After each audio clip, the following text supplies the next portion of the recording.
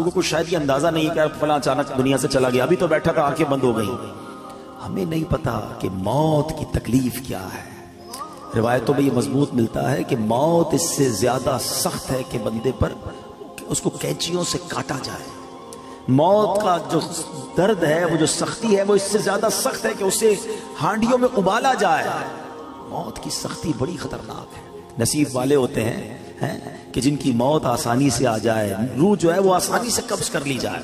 नज़ा का जो वक्त है ना, सकरात का जो आलम है, हम अल्लाह से दुआ करते हैं महबूब पाक अलैहिस्सलाम के जलवों में आफियत वाली हमें मौत नसीब फरमा। ऐसी थोड़ी शोरा ने अपने कलाम में इल्तिजाएं की हैं। हम सब चाहते हैं ना कि हजरत इज़राइल मलकुल मौत आसानी से रूह कब्ज करें। वैसे सच्ची बात बताए क्या है, जब उनकी याद में जिंदगी गुजरती है ना, इश्क रसूल में जिंदगी गुजरती है, आका की सुन्नतों पर अमल करके नबी पाक की रजा वाली जिंदगी गुजरती है ना, तो क्या खूबसूरत शायर बात लिखते हैं कि जब तेरी याद में दुनिया से गया है कोई, अल्लाह करे कि आका की याद में बस नबी पाक के तसव्वुर में जाएं, मदीना पाक में आका के जलवों में दुनिया से जाएं, फिर क्या होगा? जब तेरी याद में दुनिया से गया है कोई, जान लेने को दुल्हन बन के कज़ा आई है। हाँ, फिर उसकी जान बड़ी आसानी से निकलती है। वो तो नबी पाक के जलवों में गुम होता है ना। तो अल्लाह करे कि मौत के वक्त आका का जलवा नसीब हो जाए। लेकिन काम क्या करना है उसके लिए? कसरत से दुरूद पाक, चलते फिरते उठते बैठते। नहीं पढ़ते लोग दुरूद, फजूल बातों के लिए घंटों पड़े हैं।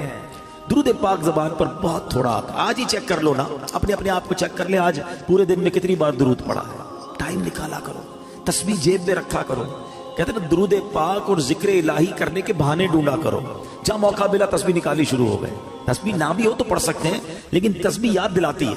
इसलिए मैं कह रहा हूं अल्लाह करे कि मेरी भी आदत बन जाए, आपकी भी आदत हो जाए, और हम बस कसरत से अल्लाह और उसके हबीब का जिक्र करते रहें, फजूल बातों से बचते रहें, और हमारी जबान इस मुबारक जिक्र में तर हो जाए। बड़ी प्यारी इल्तिजा अमीर अहले सुन्नत की है। मिलके आका अलैहिस्सलाम की बारगाह में अर्ज करते हैं।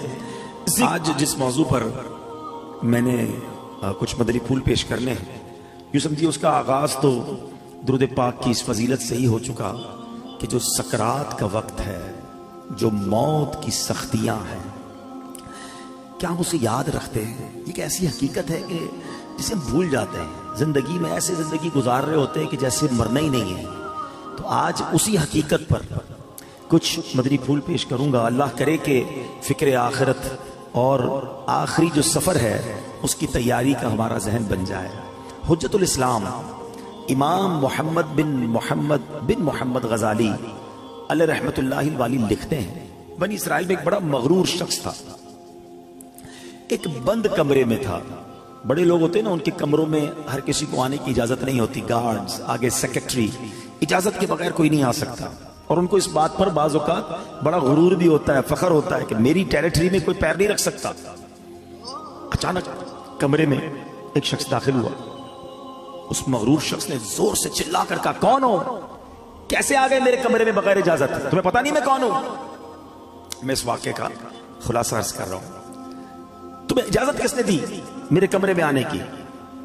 तो कहता है कि मुझे इस घर के मालिक ने इजाजत दी है, और मैं वो हूं जिसे कोई रोक नहीं सकता। मुझे बादशाहों से भी इजाजत लेने की जरूरत पड़ती नहीं। मुझे किसी का दबदबा डरा नहीं सकता, और ना ही मुझसे कोई बच सकता है। और जब ये बातें सुनी ना, उस मगरूर शख्स ने, जिसका स्टाइल ही अलग होता था, जो बड़े चिल्ला चिल्ला कर बड़े गुस्से में लोगों से बातें करता था, अब उसका जो गुस्सा है वो नीचे आ गया। अब है कौन ये तो बताएं, कहीं आप मलकुल मौत तो नहीं? अल्लाह अकबर।